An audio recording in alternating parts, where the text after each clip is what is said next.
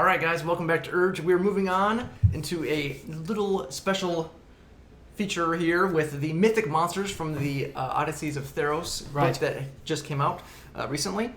So we're just going to jump straight into this, guys. We're going to look at the Mythic Monsters. There's 3 specific Mythic Monsters. We're going to do one short video for each one. The first one we have is Arasta of the Endless Web. Pretty terrifying. Yeah, this is that stuff of nightmares. If I'm 8 years old and I see this thing, I probably won't sleep for a few nights. Let's be real. Yeah. Whew. So, with all of these, they have their own lair actions and regional effects. Though, like just their pure being has an effect on the area around them. So I'll do these out of order. I think the regional effects kind of come first when I see that. So spiders and insects within 1 mile of Arasta's lair serve as her eyes and ears. Birds and other flying creatures are absent from the skies and occasionally found trapped in webs. Within 1 mile of her lair, webs fill all 10-foot cubes of open space, as long as the webs can be anchored between 2 solid masses, walls and trees and such. And, sorry, I had to shudder a little bit there just thinking about that. The webs are flammable, and the webs are supposed to fire burn away in 1 round. Any destroyed webs are magically repaired at the next dawn. Ooh. As far as her lair actions goes, on initiative count 20. So every time when you get to that order, it's when her lair actions pop. She can't use the same effect 2 rounds in a row. So she learns about any creature touching her webs. Each creature restrained by a web or Arasta's web of hair must make a DC 21 intelligence saving throw. Yikes. Good lord, good luck with that. Non-wizards, good luck with that. On a failed save, Arasta gains knowledge of the creature's name, race, what they consider home, and what brought them to her web. She can also cast the giant insect spell, spiders only, of course, and last until she uses its lair action again or until she dies. As you can tell, Arasta is a huge monstrosity. Oh, yeah, really? Armor class 19, 300 hit points, 40-foot movement speed and climbing speed.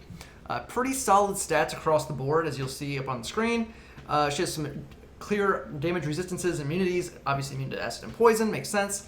Immune to the poison condition. She has blind sight, dark vision, passive perception of 23, so you're going to have other than like actual rogues, yeah, it's not going to happen. Pest on a trace or something. Yeah. She's going to know where you are. Plus, if you fall into the web, she's going to know where you are. So, that's to keep in mind as well. So, of course, legendary monster and mythic monsters are going to have your legendary resistances, 3 per day, as normal. She also has magic resistance, so she has advantage on saving throws against spells and other magical effects. She has spider climb, climb difficult surfaces, including upside down on ceilings without needing to make an ability check. She has also web walker, ignores movement restrictions caused by webbing, so her own webbing doesn't affect her. And then, of course, she will have the Mythic Trait, which is called Army of Spiders. If Arasta is reduced to 0 hit points, she doesn't die or fall unconscious. Instead, she regains 200 hit points. In addition, Arasta's children immediately swarm over her body to protect her, granting her 100 temporary hit points. So she's going to gain 300 HP, essentially. Which is what she started with. You have to kill her twice, basically. Extra life. Okay, on to her actions. We have multi-attack. She makes 3 attacks, 1 with her bite and 2 with her claws. The bite attack, plus 14 to hit, reach 5 feet, so not going to be reaching too far for that one.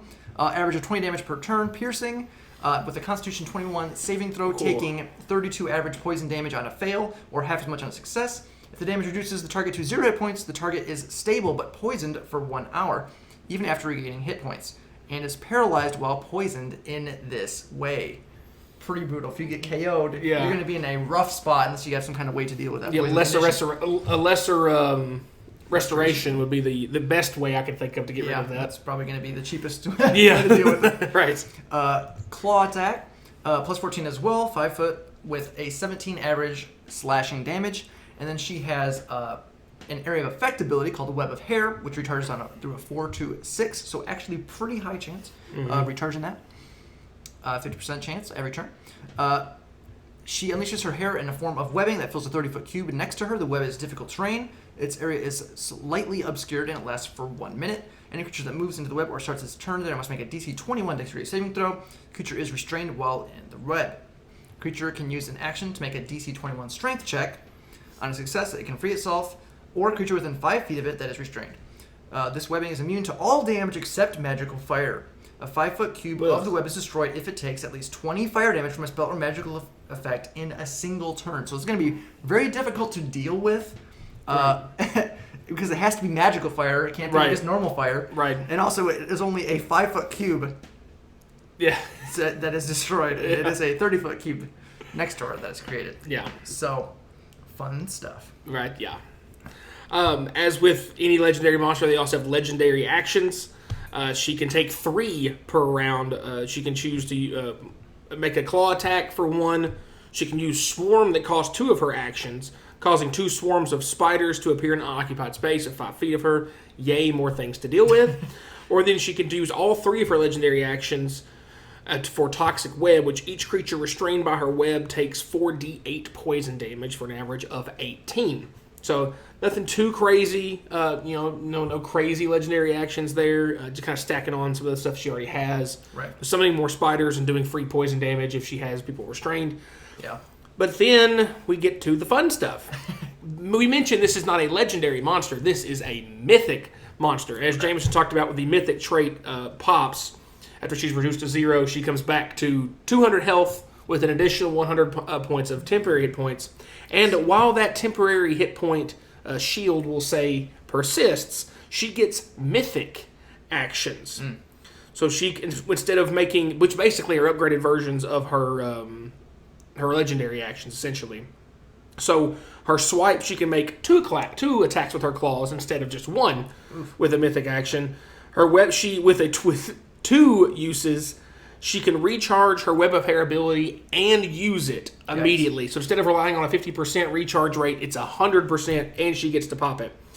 And then finally, Nyx Weaves. Each creature restrained by the web must succeed on a DC 21 Constitution saving throw or take 4d12 force damage.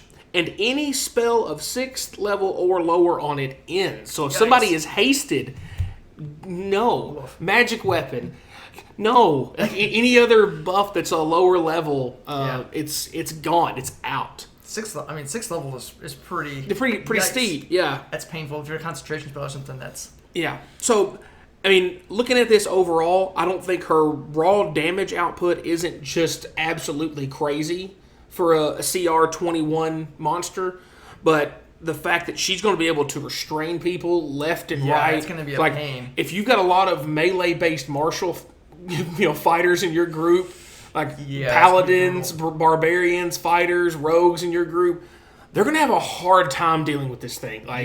Just because of how much she can restrict, especially once she goes to mythic form, being able to automatically just recharge that Web of Hair if she wants to. Whew. Yeah, this is definitely more of a thinking man's battle because yes. you're gonna have lots of little spiders and stuff around the battlefield. Mm-hmm. You're gonna be trying to not get restrained as much as possible. Yeah, absolutely. And then if somehow you are trying to break it while not dying to all the little spiders or her just clawing at your face. Yeah. So definitely a terrifying encounter. It actually says too, if you do decide to run it as a mythic encounter, it's essentially like running 2 CR21 creatures in one encounter, because you're essentially killing her twice. But the second time is actually a little bit harder, I would say, because she has all of her abilities plus. Yeah, plus the mythic stuff. Yeah. Yeah, definitely going to be. It's kind of like one of those, you phase the monster, get ready for the hard part. Right. Oh, that was rough. Oh, wait, there's more. Yeah, you should definitely check out our series of videos, which will be up at some point over the legendary weapons that are also in this book. Yes. Which be one of the things like, your party gets these legendary weapons or gets a couple of those, and then you throw this at them. Right. But I think I was trying to keep these short, so let's wrap it up for it right here. Definitely a really cool, fun encounter. If you guys are going to run it, or plan to run it, or have run it, by all means, please let us know how that went. I would love to hear about that. I would like to know how they didn't TPK this thing. Yeah. But that's going to wrap it up, guys. If you enjoyed the video, please remember to like, subscribe, hit the bell notifications so our new videos are coming out. And as always, guys, thanks for watching.